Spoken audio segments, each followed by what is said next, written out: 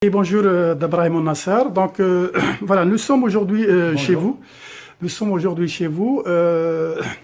Vous avez émis le souhait de donc d'évoquer une certaine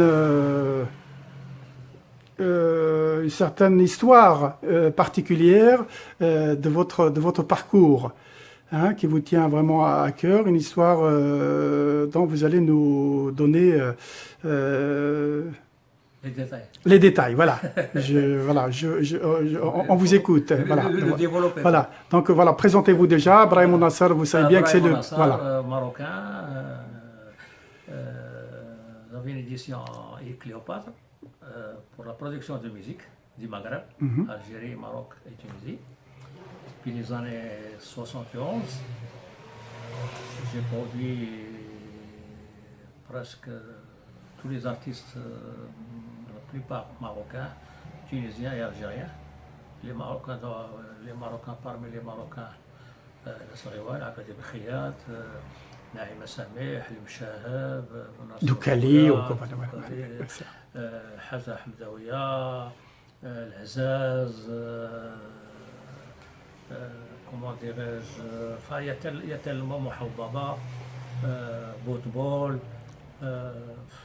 C'est la partie marocaine, hein? Marocain, la marocaine. Alors, la partie, enfin, une de la partie marocaine, d'accord. En Algérie, c'est Driassa, Rabah Driassa, Ait Maguellat, Ait Meslayen, Slimane Azam, Grouabi, Allah yarhamou, Chaou, Boujmal Arqes, Ammar Al-Achab.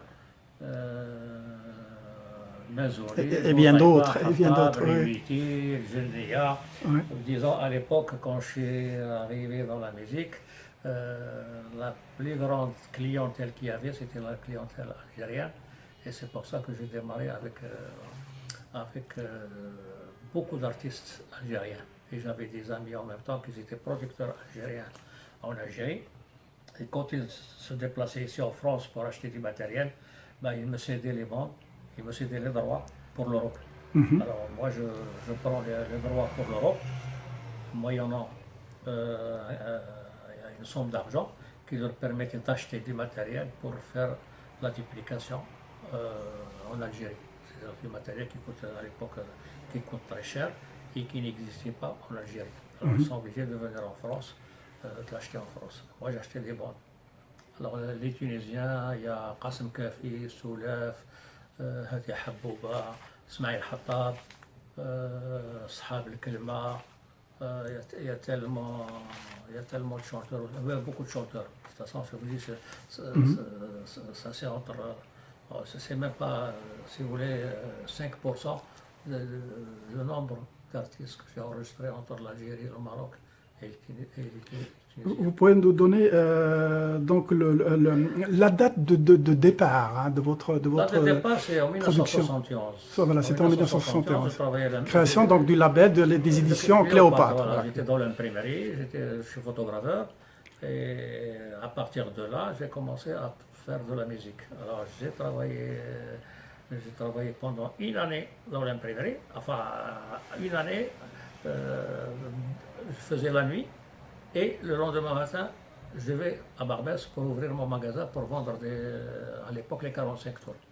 C'est-à-dire, moi je suis rentré dans l'imprimerie en 1967. 67 jusqu'à 72. Parce que quand j'ai ouvert le magasin en 1971, j'ai continué à travailler dans l'imprimerie par peur de ne pas réussir dans la production de musique. Et finalement, un an après, j'ai laissé tomber l'imprimerie pour me consacrer à la production de la musique. Racontez-nous la première production que vous avez faite avec la bande que vous avez achetée chez Hattab. Hein, c'était en quelle année? Oui, c'était en 71. C'était un producteur algérien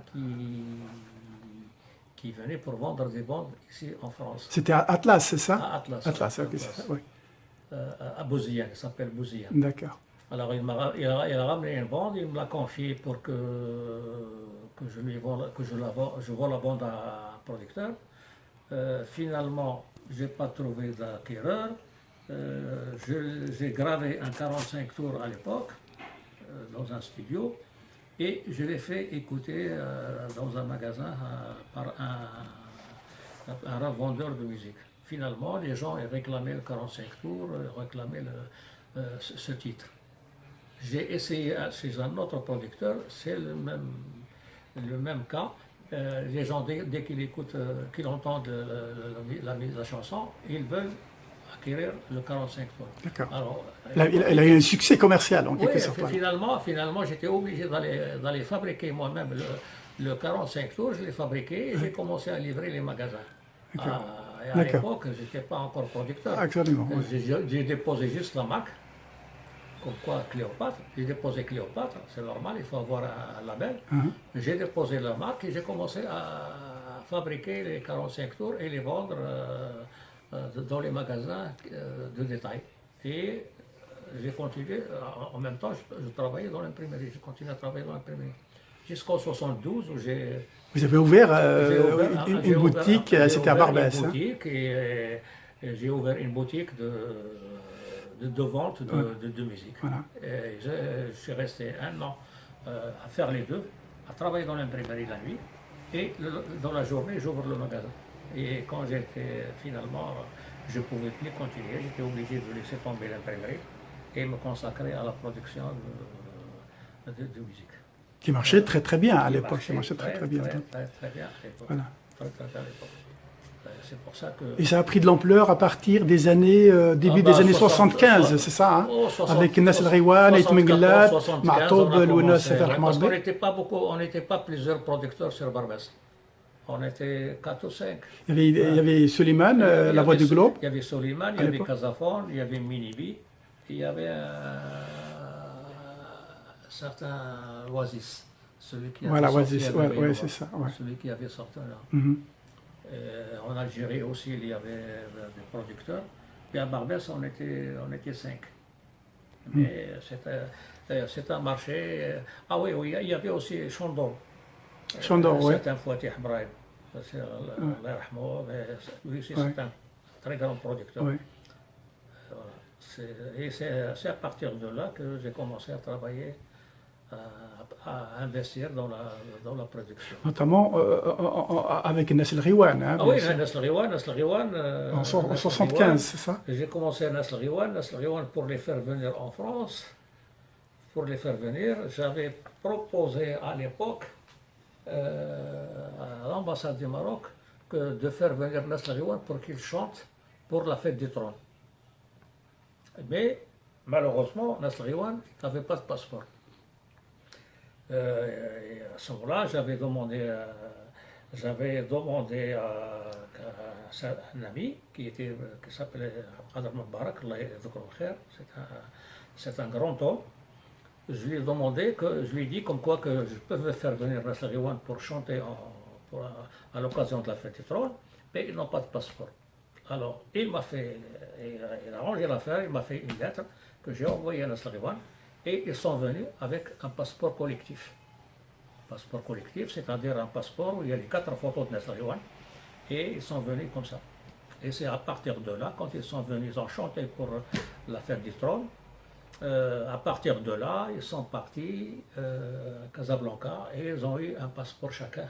Ils leur ont délivré un passeport chacun. Et c'est comme ça que Nasser Riwan est arrivé vers 75, 1975. 75, voilà. Et tout de suite après, donc vous les avez présentés à l'Olympia. Après, ils sont venus, ils ont fait ça à l'Olympia, l'amitié était plusieurs fois. Voilà. Ils ont chanté à Forest National.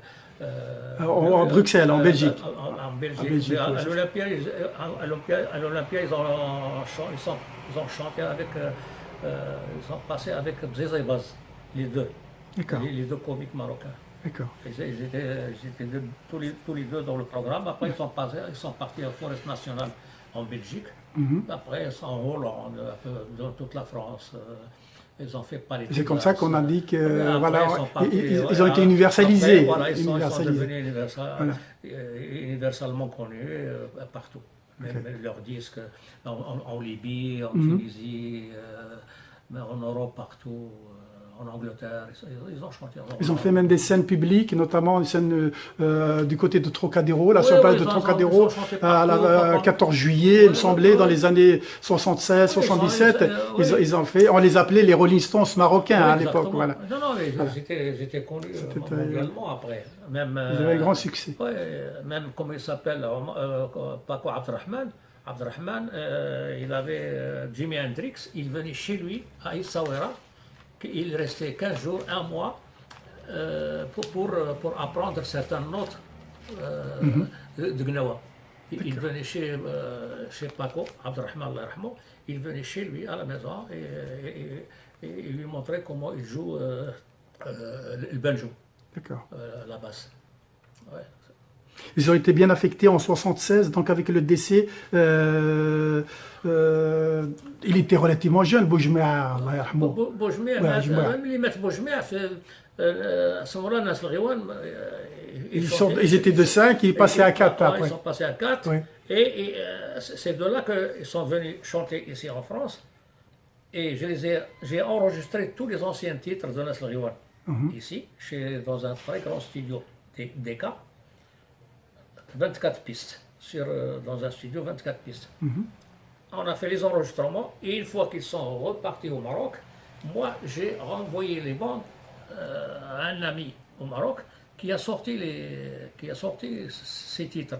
Et les gens ont commencé à ce moment-là de demander les enregistrements de Nas Lghiwan qui sont faits en France, qui sont faits à Paris. Et très bonne facture, voilà. Voilà, ils ont repris. Pourquoi? Parce qu'ici, il y avait un très grand studio analogique, 24 pistes, et Nas Lghiwan, ils ont fait un enregistrement vraiment très, très, très, très bien réussi. Et les gens, ils ont repris confiance en Nas Lghiwan, comme quoi qu'ils ont quelque chose à dire et qu'ils sont toujours là, malgré la mort de Boujmea. Et c'est de là qu'ils sont repartis encore en flèche. Jusqu'en 79 que j'ai commencé à leur faire le film Taronja. D'accord. Voilà, j'ai fait un film avec Abdou Achouba. Avec Abdou Achouba en tant que réalisateur. Et à l'époque, il était étudiant ici. Il m'a été présenté qu'on voit ici Abdou Achouba, voilà, pour le présenter. Hein. Il était professeur à la Sorbonne, à la Sorbonne, à l'époque, en 75, 76. Alors, il était professeur. Oui. Alors, c'est un ami qui s'appelle Mustafa Idbihi, c'est lui qui me l'a présenté en tant que réalisateur pour réaliser le film Taronja. Finalement... Taronja, en français, c'est la louche. La louche, voilà, la louche. Aranjan, c'est Aranja. Alors, on a fait ce film-là, il est passé, c'est moi qui ai tout payé, les techniciens, les négatifs des films, le laboratoire, les doublages, le son, tout, c'est moi, les copies, tout, c'est moi qui ai tout investi, même pour les déplacements de Nas Lghiwan et tout. Et Abdou Achouba, il venait juste prendre des copies pour aller faire des festivals. Abdou Achouba, il est parti à ce moment-là à Carthage, le film a été primé à Carthage, il a été sélectionné à Venise, sélection officielle à Venise, il est passé aussi à Cannes, il est passé au festival d'hier, au cinéma, Cinébile, qui s'appelle Hier, au festival, plus beaucoup de festivals que Abdou Achouba est allé présenter le film. Moi, je paye juste les copies et Abdou Achouba, il va pour présenter le film. Mais ma surprise, c'est que je me suis aperçu que M. Abdou Achouba, en 1980, c'est lui qui, je ne sais pas par quel biais, il est allé au Centre cinématographique marocain. À l'époque, il y avait son ami, Souhaïl Ibn Barka, c'est lui qui m'avait délivré moi une attestation comme quoi je suis producteur du film Taronja, et il a versé la somme de 200 000 dirhams à l'époque en 1981, il l'a versé à Abdou Achouba. C'est Abdou Achouba qui s'est accaparé des subventions du film. Donc, c'est moi, normalement, ces sommes-là me revenaient à moi, parce que c'est moi qui avais investi à Abdou Achouba. Préval appui parce que vous avez des documents qui étaient Ben oui, enregistrés ben j'ai des officiellement documents, à voilà, l'origine. moi, je vous les ai montrés, les Oui, documents. oui, Ils sont absolument, là. non, mais Voilà, des ils sont documents là, à l'appui, absolument. Comme quoi, Abdou Achouba. Oui, absolument. Il est On voit tous les voilà. documents officiels, c'est des originaux. Voilà. Et il est réalisateur. Oui. Il est réalisateur du film. Et vous êtes le producteur. Et Donc, moi, je suis le producteur. C'est moi et il a fini par tout falsifier et tout s'accaparer, réalisation et production. Et ça, c'est l'attestation. Oui, oui, absolument. Non, mais il y a des preuves à l'appui matériellement l'attestation des centres cinématographiques. indiscutables. Voilà, C'est vrai. Et, comment dirais-je, la cerise sur le gâteau, c'est que Abdou Achouba a trouvé le moyen de mettre comment dirais-je, sur Internet, comme quoi il est le producteur, il est le réalisateur. Oui, c'est tout accaparé, absolument. Et comme quoi que le film a été tourné en 35 mm, alors que c'est pas vrai, le film a été tourné en 16 mm. C'est moi qui ai payé l'argent. C'est un moyen métrage, hein, c'était duré 1 heure et quelques. 1 heure et quart, voilà. C'est un moyen métrage. Oui, 1 heure et quart. Ouais. Lui, il parlait comme quoi que le film a été tourné en 35 mm, c'est pas vrai. Et le film était tourné en 16 mm. C'est tout. Et, comment dirais-je, et après, il est allé, il a pris une copie, il a donné à un cinéma à Casablanca, je ne sais pas, Lux ou Lynx, qui a fait jouer le film. C'est lui qui a pris l'argent. Moi, je n'ai pas vu un sou de tout ce qu'il a fait. Je n'ai pas pris un sou. Il a tout raflé, quoi. Il a raflé la mise, comme on dit. Il a tout raflé une seule fois. Une seule fois, je suis allé à Rabat, je l'ai coincé dans un café à côté de la télévision marocaine. Il m'a sorti son chèque et il m'a fait un chèque de 10 000 dirhams. Il m'a dit, voilà, je te donne 10 000 dirhams, j'ai perdu mon père, je vais te rembourser au dernier centime avec les intérêts, fais-moi confiance. Et finalement, moi, j'étais sur le point de rentrer en France, c'était en 1996, j'étais sur le point de rentrer en France, je suis rentré en France. J'ai trouvé, enfin, si vous voulez, tout le malheur que Abdou Achouba m'avait laissé. J'étais obligé encore de me battre et combattre pour essayer de relever la tête. Et finalement, Abdou Achouba, lui, il a pris le film, il a pris l'argent, il a pris le nom, comment dirais-je, en tant que producteur et réalisateur. Et moi, j'ai tout perdu. J'ai perdu et Cléopâtre, la maison, la production, j'ai tout perdu. Pourquoi? Parce que j'ai voulu faire un film sur Nasriwa et sur oui, donc on reprend donc concernant donc ce problème que tu es donc avec Abdou Achouba, qui t'a amené vraiment à être dégoûté, à presque abandonner ton travail. Oui, ben, j'ai pas pu parce que avant de la production du film, de tourner le film, Abdou Achouba m'a fait tout un itinéraire comme quoi, quand on va produire le film, les copies vont être vendues un peu dans le monde entier, dans les pays arabes, au Maroc, à toutes les salles de cinéma. Il m'a fait des décomptes vraiment grandioses, comme quoi tout ce que je vais investir va être multiplié par 100, par 200, par 300. Tout ce que j'ai investi, finalement, moi je l'ai suivi, j'ai investi à tout va. Dans le tournage, dans les montages. Une grosse somme d'argent. Je mettais tout ce que j'avais d'argent de côté, je l'ai investi. Et comment dirais-je, je me suis trouvé endetté. Pourquoi? Parce que c'est lui qui profitait des retombées du film. Quand il va dans les festivals, c'est lui qui touche l'argent, c'est lui qui fait tout. Moi, je ne vois rien. C'est lui qui prend contact parce que c'était son métier. Il était dans le cinéma. Moi, j'étais dans la production de musique, ça n'a rien à voir. Et de là, j'ai fermé boutique. J'étais obligé parce que j'étais surendetté. Et tu avais un stock, mais même tout le stock, tout est parti aussi par la suite. Le stock était parti, j'avais plus que 100 045 tours dans le stock, entre 33 tours, plus le matériel. Tout est parti en fumée. De duplication. Ben oui, quand je suis rentré au Maroc, je suis resté quelques années au Maroc, et à mon retour, tout était parti. Tout était parti. Je ne donne pas les détails, si vous voulez, comment c'était parti, mais ça c'est un problème entre la famille. Mais ce qui m'a fait mal surtout, c'est que Abdel Chouba a pris l'argent, la subvention, et en même temps il s'est accaparé du film comme producteur. Maintenant, Abdel Chouba il est associé dans un très grand studio en Italie. Il a des sociétés, il est au Maroc, il roule vraiment, on peut dire qu'il roule sur l'or au Maroc, et grâce à mon film et grâce aux fruits de mon film. Absolument. Grâce aux fruits de mon film. Ouais, Il c'est m'a ça. pris le film et il m'a pris même la subvention du CCM, du Centre cinématographique marocain. Et le Centre cinématographique marocain, malgré que m'ont donné une attestation comme quoi le contrôle des films, il m'a donné l'attestation comme quoi je suis le producteur, ils ont fait le chèque à M. Abdel Chouba. Pourquoi? Parce que Il avait des soutiens, il avait des très gros soutiens là-bas au Maroc. Bah, C'était qu'il il avait le bras long. Il avait le bras long au niveau de la corruption des cadres, Non, bien sûr.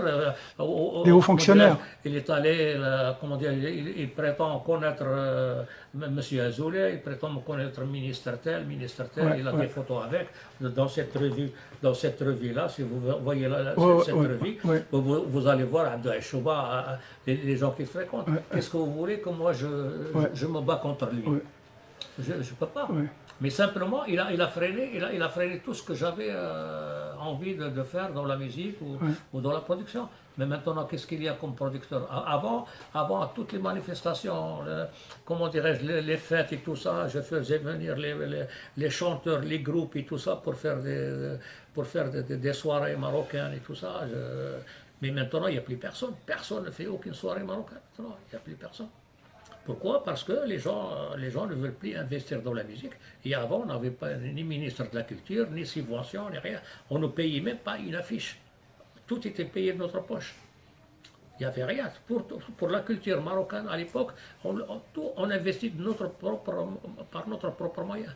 C'est-à-dire qu'il n'y a personne qui nous donne un coup de main. Voilà.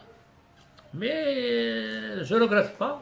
Je ne regrette pas d'être. Ce que vous avez fait, avec le label Cléopâtre, vous avez fait quelque chose d'énorme. J'ai même fait autre chose. Quelque chose d'énorme dans la musique. Dans le football, j'avais organisé des matchs de foot, l'OAC contre Red Star ici en France, aller-retour.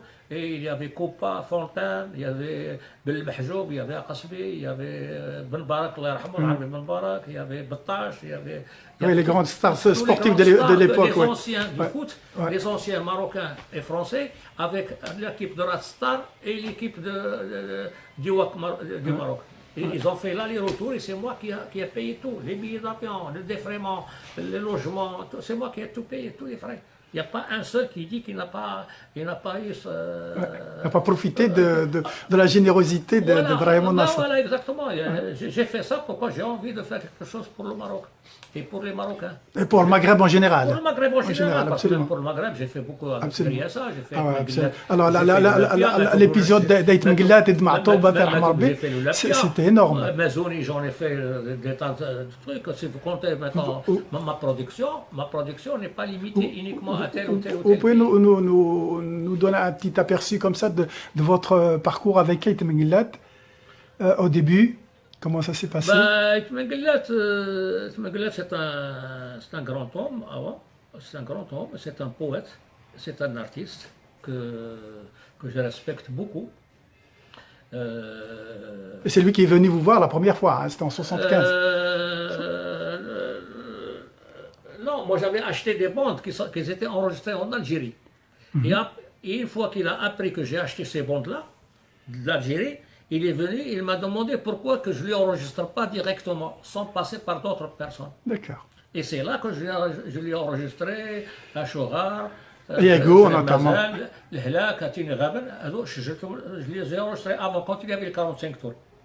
Après, je l'ai fait Abjahd. Après, je l'ai fait Atar. Après, non, je l'ai fait Khedman ou Sakham, le premier. Le premier. C'est un 33 tours. Voilà. En duo. Voilà, en 33 tours. 33 tours. Après Amjad, après Atar. Et le dernier que je l'ai fait, c'était Ayago. Voilà. qui a eu Bayagouz, d'énormes succès. c'était un Énorme. énorme- Tous, c'était un tous- énorme tous ont eu un, succès, un grand Voilà, retentissement. il fallait que j'ai attendu public. un an pour qu'il me fait, pour qu'il m'enregistre l'album. C'était en 78.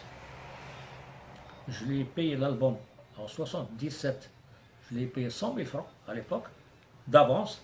Il est revenu pour m'enregistrer un an.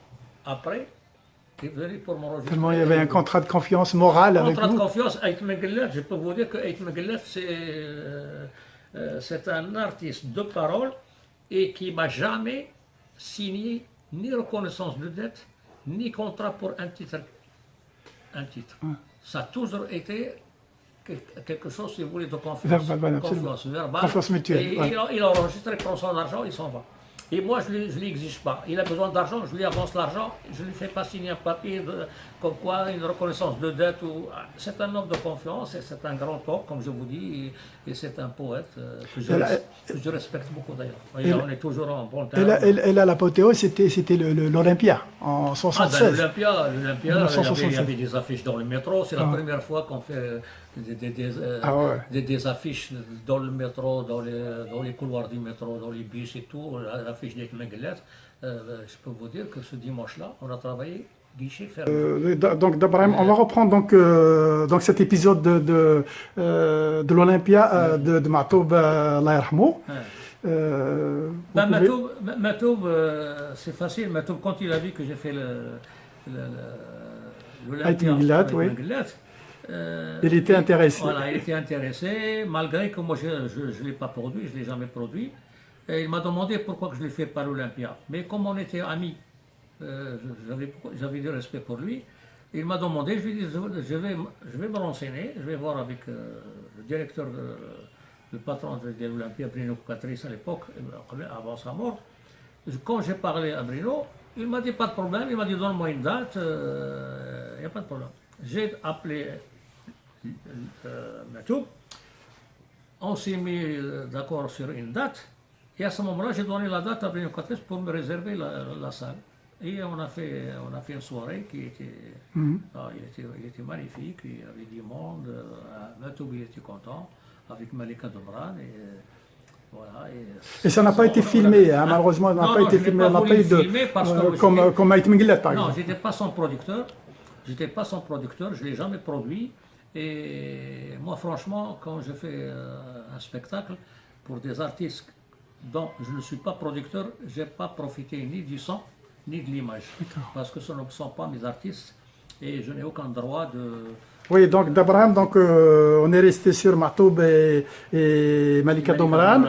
donc l'Olympia, donc de 1980, c'est ça? 80, vous confirmez, 1980. 1980. Donc c'était Malika qui est venue vous voir? Non, c'est Matoub. C'est Matoub. C'est Matoub qui est venu, il m'a contacté, il m'a dit pourquoi tu as fait l'Olympia avec Mengelef et moi tu ne le fais pas, tu me fais pas l'Olympia. Ben, je lui ai dit, malgré que je ne travaille pas avec toi, je peux te faire l'Olympia, mais donne-moi le temps de voir avec Bruno Catrice comment que ça se passe, les dates et tout ça. Et après, finalement, 15 jours après, 15 jours après, j'ai appelé Malika Domran, il était dans le temps. J'ai pris rendez-vous avec Matoub et on s'est fixé d'une date. Et de là, je suis allé voir Bruno. Il m'a donné la date, c'était un dimanche. Et on a fait l'Olympia. C'était magnifique, il y avait du monde. Matoub il était content, Malika Domran aussi il était content. Ah ouais, voilà, et comme ça, je suis resté très ami avec Matoub, malgré que je n'ai jamais enregistré aucun titre. Mais comme il m'a demandé ce service, de le faire passer à l'Olympia, je l'ai fait passer à l'Olympia. Sans problème. C'est pas l'argent, c'est pas le profit qui m'intéressait, c'est de faire plaisir. Il voulait avoir ce titre comme quoi il est passé à l'Olympia. Parce qu'à l'époque, l'Olympia, c'est pas facile de passer. Hein. D'abord, ça coûte cher la salle. Et pour faire venir du monde, il faut avoir un artiste valable pour que les gens se déplacent à l'Olympia. Et Bruno Catrice, il ne loue pas à n'importe qui. D'accord. Il n'y avait pas d'autres artistes qui sont venus vous voir pour vous demander de leur faire l'Olympia, éventuellement, que vous n'avez pas pu le faire? Franchement, Non, parce que moi, ce qui m'intéressait surtout, c'est les spectacles. Le Mshahab, le Riwan, Jilala, le Khiyat. C'est surtout Driassa, Mazzoni. Driassa, il a fait l'Olympia. Driassa, il a fait plutôt Mazzoni. Des artistes comme ça, oui. Je leur fais maintenant soit l'Olympia, soit Palais des Glaces, soit la Mutualité. Mais la plupart du temps, c'est la Mutualité. Voilà, donc d'abord, on va juste reprendre un petit peu l'épisode donc de l'Olympiade de Ma'toub avec Malika Domran. Alors, qu'est-ce que, pour finir pour finir, c'est un bon souvenir parce que déjà, j'ai fait plaisir à Matou Blounès, en même temps à Malika Domran parce qu'il voulait passer à l'Olympia. C'est une occasion. Comme moi, je connais Bruno Catrice et à ce moment-là, si vous voulez, le marché de la musique marchait bien. Hein, il était prospère. Moi, je ne voyais pas, si vous voulez, les dépenses que je vais faire. Des fois, quand comme les matchs que j'ai fait de foot entre le Maroc, les anciens Marocains et les anciens Français, je ne voyais pas. Je ne mettais pas, comment dirais-je, en premier le fruit que je vais récolter. Parce que là, déjà, je veux réussir quelque chose, c'est pour me faire plaisir. Quand j'ai une idée en tête, il faut que je l'exploite. C'est pas obligatoirement parce qu'il y a un profit pécuniaire derrière. J'ai une idée, je la fais. Il y a des gens qui font des trucs comme ça parce que ça leur fait plaisir. Ils font, comment dirais-je, ils construisent quelque chose, c'est parce que ça leur fait plaisir, ils construisent. C'est tout. Et moi, j'ai voulu construire, si vous voulez, l'Olympia pour Matou Blounès et Malika Domran, parce que ce sont des artistes qui sont reconnus. Il n'y a pas de raison de ne pas exaucer leur rêve de passer à l'Olympia. Mais vous ne les avez jamais produits, c'est-à-dire qu'ils ne sont jamais venus vous voir pour vous dire de les produire, d'enregistrer chez vous. Non, jamais. D'abord, c'est pour ça que je vous ai dit, je ne mettais pas l'intérêt pécuniaire en premier. Moi, ce que je veux d'abord, c'est réussir quelque chose, faire quelque chose, il faut que ça soit réussi. Hein? Et en même temps, il y a le plaisir de rendre service à un artiste qui mérite. Parce que Matou Blounès et Malika Domran, ce sont des artistes, comment dirais-je, très aimés par les Algériens. Absolument, ils avaient un énorme succès. Mais les Européens, comme Matou Blounès, il y a des Français qui l'aiment. Absolument. Hein, parce que c'est un artiste. C'est pas parce qu'ils ne comprennent pas le kabyle. Il y a beaucoup de gens qui ne comprennent pas l'anglais, ne comprennent pas l'africain, mais ils aiment la musique. Qui apprécient absolument. Ils aiment l'artiste par lui-même pour ce qu'il fait. Et moi, ce que j'ai fait, c'est réussir ce souhait de ces deux artistes. Et je suis très content d'avoir réussi et de leur avoir fait plaisir. Après, donc, vous êtes revenu à Barbès, bien sûr, qui est votre fief, à la rue de Chartres, tout ça. Parce que, si vous voulez, quand je suis revenu en 1996, je suis revenu à Barbès pour voir d'abord les anciens. C'est un endroit, imaginez-vous, où j'ai passé quand même plus que les 2/3 de ma vie. À Barbès. C'était la Mecque de la musique, c'était vraiment la Mecque de la musique maghrébine. Barbès, c'était même pas de la musique, c'était de tout. Il y avait tout, celui qui a besoin de halal, de la viande, des couscous, de n'importe quoi, de la menthe, n'importe quoi, il vient à Barbès. C'est après, quand il y avait la décentralisation, il y avait le regroupement familial, quand il y a au temps de Mitterrand, c'est là qu'on a construit, si vous voulez, Aulnay-sous-Bois, on a construit des cités, voilà, des cités dortoirs, voilà. Parce qu'avant c'était des foyers sur Nacotra et tout ça, où les immigrés, les travailleurs immigrés étaient parqués, voilà, dans des petites chambres. Il n'y avait que des foyers et les immigrés envoyaient de l'argent pour leur famille au pays. Voilà, il n'y avait que ça. Et le samedi dimanche, on a tous les immigrés qui viennent pour acheter, soit pour manger un couscous, soit manger crème, pour amadouer leur solitude, dont Par Benjeloul a fait un livre qui s'appelle La plus haute des solitudes, donc il a parlé un peu de la solitude de l'immigré de l'époque. quand ils viennent à Barbès, c'est pour se rappeler du pays, c'est pour acheter ce qu'ils veulent. Qu'ils Absolument. trouvent pas, Il y avait la Mersovia, juste à côté du métro Mersovia, Barbès, qui était la plus grande distributrice C'est la première qui vendait de la musique arabe. de la musique. Voilà, c'est ça, la Mersovia. Maintenant, c'est ses enfants. C'est le premier magasin, il est au 124 boulevard. Voilà, juste en face du métro Barbès, quand on sort. Voilà. Et maintenant, il y a Ses enfants qui sont là, les deux frères, oui, les deux frères qui sont là, qui continuent tant bien que mal à distribuer la musique maghrébine. Voilà, ça marche plus parce que je les ai vus, ils m'ont dit qu'ils sont sur le point de déposer le bilan parce qu'ils n'arrivent plus à faire face. Voilà.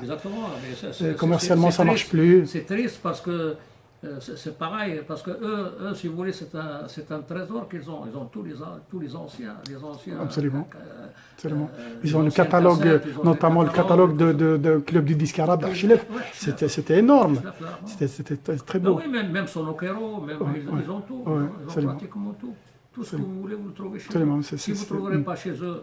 Audio et vidéo, parce que ces derniers temps, il y a aussi la vidéo, les DVD, tout ça. Avant, il y avait l'audio, il y avait le 45 tours. Il y avait l'analogique, les cassettes audio. Après, il y a la cassette. Ouais. Et après, il y a la vidéo. Et après la vidéo, il y a eu le DVD. Ouais. Après le DVD, maintenant, on rentre sur YouTube et vous tapez. On trouve tout, voilà, c'est ça. Vous tapez un titre. C'est ça. Donc c'est pour ça qu'ils enfermaient un par un, donc de Triomphe Musique de Zulira et bien d'autres qui ont tous fermé. Ils ont déposé le bilan. Il y a encore La Voix du Globe chez Mehdaoui, là-bas à Belleville, qui tourne un petit peu. Ils ont tous déposé le bilan. MCPE, Khalifa, aussi. Ils ont fermé boutique. Ils ont fermé La Voix du Globe aussi. Rabah Ben Dekoum, qui est une petite production, mais bon. Il était chanteur, poète, producteur, oui. Comme a eu l'occasion de le rencontrer. Casafone, c'est pareil, il a aussi fermé. Minibi, il a aussi fermé. Il n'y a plus personne maintenant. Il reste encore Michel Lévy, quelque part. Michel Lévy qui fait des reprises d'ailleurs. Voilà, c'est un repreneur de catalogue. Oui, il travaille surtout sur les téléchargements et il travaille avec l'export. Il travaille avec les Chinois, les Japonais, voilà, c'est ça. les Américains. Mais il a acheté plein de catalogues, de la douche. Même vous lui avez vendu une partie de votre catalogue. Ben oui, qu'est-ce que vous voulez que j'ai personne qui fait la relève. Parce que c'est des bandes qui vont, j'ai des bandes, ils vont être à la poubelle après. Bon, comme les 50 000 ou 100 000. Vous avez eu la générosité de me confier quelques bandes que je remets au goût du jour, je masterise, j'en mets au gout du jour, je leur donne, comme vous dites, une seconde vie. C'est très très gentil de ta part, et c'est vraiment de votre part, pardon, et ça fait plaisir à beaucoup de gens, parce qu'on fait découvrir des artistes qui ne sont pas connus du tout, qui n'ont pas été édités, qui n'ont pas été, que vous avez acheté, que vous n'avez pas pu sortir à l'époque. J'ai investi de l'argent dedans et sans rester, je ne les ai pas sortis parce que, vous savez, à l'époque, quand il y a certains numéros qui marchent, on oublie de sortir ceux qui sont inconnus. Absolument. C'est triste.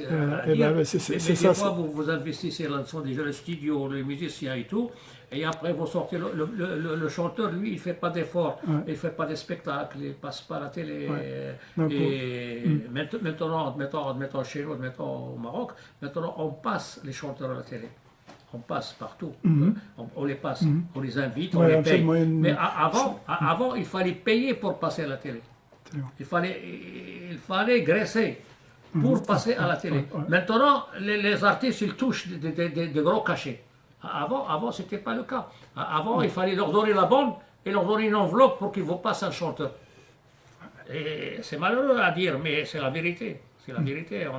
On a tous subi cette pression de la télévision. Absolument. Et jusqu'à nos jours, presque. Chez nous en Algérie, ça se pratique encore. Peut-être en Algérie, mais maintenant au Maroc, on paye quand même les artistes, on leur donne quand même des chèques pour qu'ils passent. Ceux qui sont connus, maintenant, ils exigent des chèques. Quand on voit maintenant les soirées qu'ils passent au Maroc, qu'ils font au Maroc, c'est Mawazine et tout ça, il y a des artistes qui viennent de presque du monde entier au Maroc pour des festivals. Et les gens payent et rentrent pour les spectacles. Maintenant, ça a changé. C'est pas comme avant. Avant, il fallait faire les affiches, il n'y avait pas. Avant, si vous voulez, ça n'existait pas chez nous, le sponsor. Ça n'existe pas au Maroc, un sponsor, ça n'existe pas. Vous allez voir, mettons Coca-Cola, ou vous allez voir une société X, vous leur dites, je veux faire un machin, un spectacle, les affiches, je mets votre nom en bas et tout, est-ce que vous pouvez financer les affiches? Il va vous dire, non, c'est pas la peine, mon produit, il se vend sans affiches, il se vend, il n'y a pas besoin de vous. Ouais. Voilà. Tandis qu'ici, admettons en Europe, ils ont un budget uniquement pour ça. Que leurs produits connus ou pas connus, ils ont un budget pour la publicité. Ils payent la publicité. Quand vous voyez, admettons, la Coupe du Monde, vous voyez la publicité Coca-Cola et tout ça. Le Coca-Cola, il n'a pas besoin de publicité. Tout le monde achète Coca, il est connu. Ouais. Mais quand vous regardez la télé, vous voyez les spots absolument. de Coca-Cola. Ouais. Voilà, c'est des gens, déjà ils participent déjà à l'économie, ils participent déjà, si vous voulez, à la culture, ils passent, si vous voulez, des publicités, ils passent des chanteurs, ils passent tout ça, ils participent à la culture. Quand ils passent, admettons, comment dirais-je, une publicité, il y a de la musique, il y a un chanteur, il y a... Mais chez nous, ça n'existe pas. Maintenant, ça va. Mais ça fait 20 ans en arrière, c'est même pas la peine de leur dire vous subventionnez, vous payez les affiches, vous payez ça. C'est même pas la peine parce que vous allez être bredouille, vous sortez sans un sou. C'est triste, mais on a fait quand même avec les moyens de bord, on y est arrivé quand même à se battre. Hein. C'est vrai, on n'a pas fait d'économie. Pourquoi? Parce qu'on a dépensé, on dépense.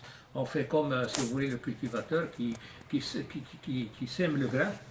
À la fin, il récolte le grain, il le ressème, il prend la paille. Il garde la paille pour lui. C'est ce qui nous est arrivé, nous. Nous, on garde la paille et chaque année, il faut qu'on sème le grain. On sème le grain et on garde la paille. On sème le grain et on garde la paille. Et la paille, on la donne aux bêtes. Ce qui veut dire, c'est qu'on n'a pas mis d'argent de côté. Voilà. Et on est arrivé, si vous voulez, maintenant comment dirais-je, à YouTube et tout ça, qui donne toutes les musiques gratuites. Vous allez, mettons, vous rentrez sur YouTube, vous mettez vous mettez un titre, ben vous allez l'écouter gratuitement. Vous avez le son et l'image gratuitement. Vous ne payez pas un centime, alors que ça nous a coûté de l'argent. Mais vous n'avez pas de regret, vous n'avez pas de regret par rapport à ce que vous avez fait? Non, pas du tout. Pourquoi? Parce que j'ai fait quelque chose qui me plaisait et comment dire, un travail dont j'étais bien. Et je voyais les gens que ça leur faisait plaisir quand vous faites un spectacle, vous avez 3 000, 4 000, 5 000 personnes qui viennent pour votre spectacle. C'est un plaisir. Moi, je préfère avoir un spectacle où il y a 5 000 personnes qu'avoir 50 000 euros dans le compte. Parce que les 50 000 euros, c'est juste pour ma gueule, pour moi.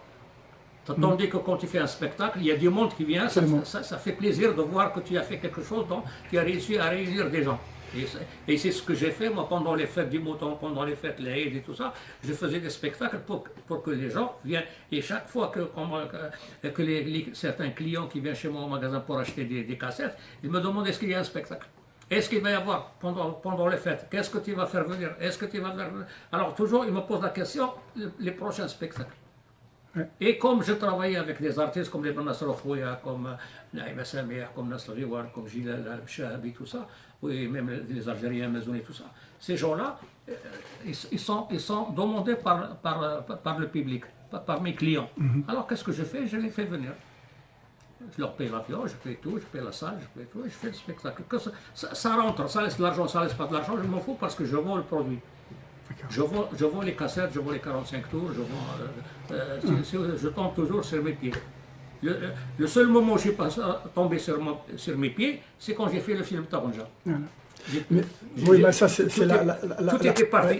Ça, c'est la partie des déceptions, la partie voilà, c'est ça, mais sinon, regrettable. Mais vous avez un très très beau souvenir, vous avez un meilleur souvenir aucun problème, de ce que vous avez fait. Aucun problème, tout ce que j'ai fait, parce que j'ai fait connaître des artistes, je les ai développés à l'étranger, ils sont connus à l'étranger, mais ils sont devenus des grands artistes.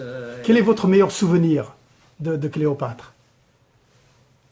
Le plus fort, le meilleur. C'est bien entendu, vous avez Nasser Riwan, vous avez Megillat, Leur spectacle, c'est toujours plein, il y a toujours du monde.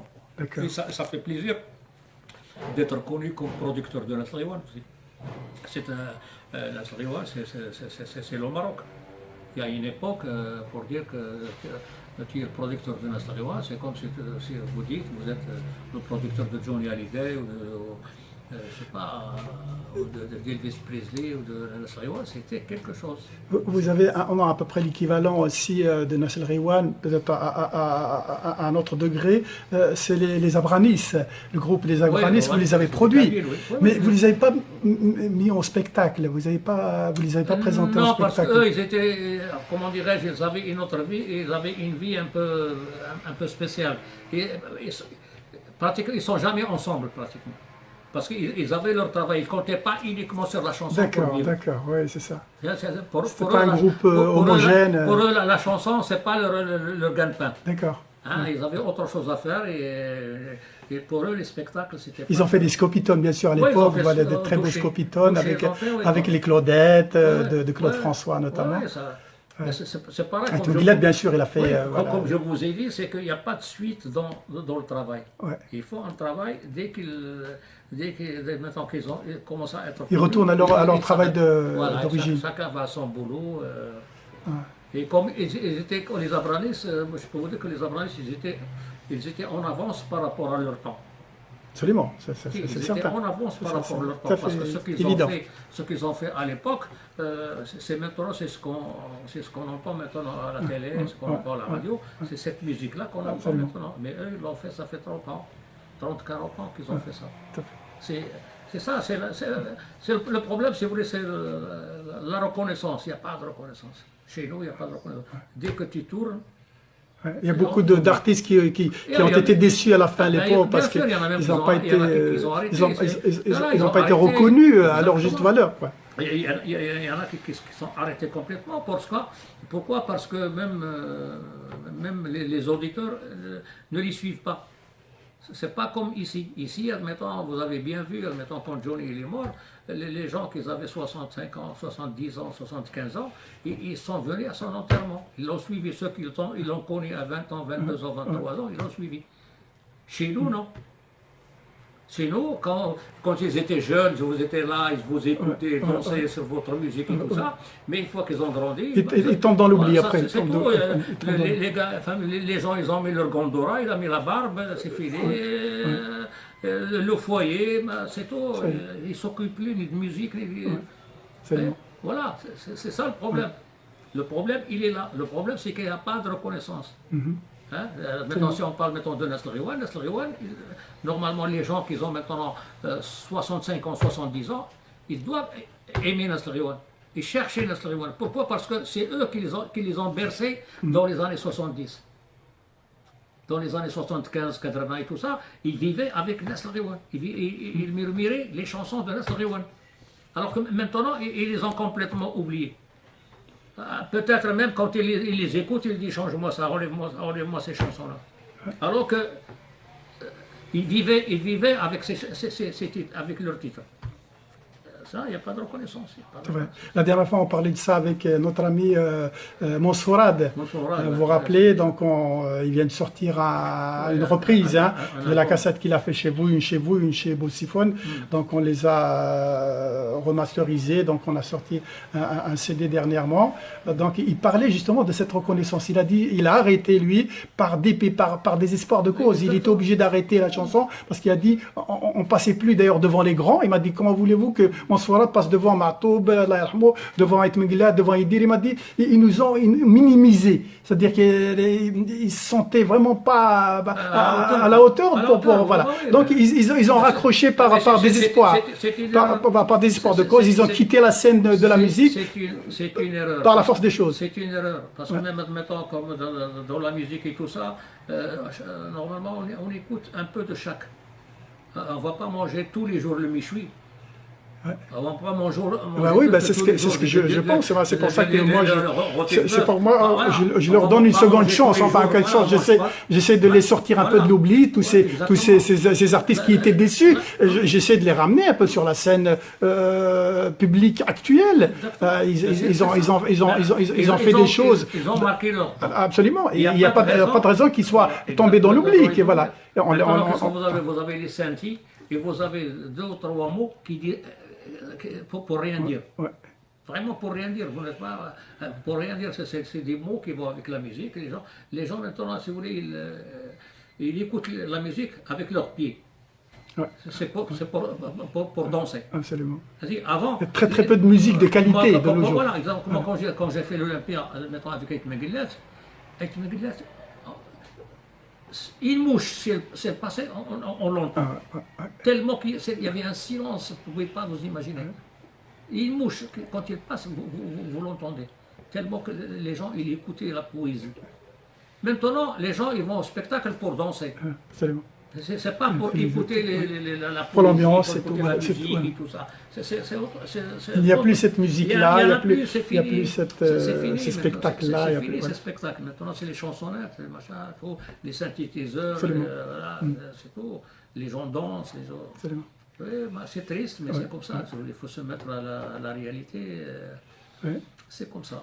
Est-ce que vous avez quelque chose de particulier à dire aux gens qui aimeraient vous connaître? Est-ce que vous avez quelque chose Moi, qu'est-ce que je dis? Je ne regrette pas ce métier-là. Tous les gens que j'ai connus, qui m'ont connu à Barbès, qui sont venus chez moi au magasin, qui sont venus au spectacle, voir les spectacles que j'ai faits, que ce soit algérien, marocain ou tunisien, moi, tout ce que je leur souhaite, c'est le bonheur, la longue vie, et qu'ils réussissent leur vie et la vie de leurs enfants. Voilà, qu'ils vivent dans le bonheur. Oui, je vous vois souvent à Barbès, vous allez régulièrement à Barbès, même si vous n'avez plus rien à vous là-bas, mais vous avez vos contacts. J'ai mes contacts depuis les années. Et vous aimez toujours Barbès, bien sûr. Toujours, c'est mon fief. Voilà, d'accord. C'est mon fief. C'est comme si un poisson, vous l'enlevez de la rivière, vous le jetez dans la mer, il va crever. Parce qu'il ne peut pas, il y a des vagues et tout ça. Et si vous l'enlevez de la rivière, de la mer et vous la jetez dans la rivière, il va crever. Moi, Barbès, parce que je connais du monde, je connais des gens. J'ai été là-bas depuis les années 68. Je ne regrette pas. Je n'ai que des bons souvenirs, que des bons souvenirs, que des bons souvenirs. Voilà. Je vous souhaite une longue vie à Dabrahim. Merci beaucoup de ce témoignage. Vous nous avez donné un aperçu de votre parcours. C'est très beau. Merci beaucoup et à très bientôt. Au revoir.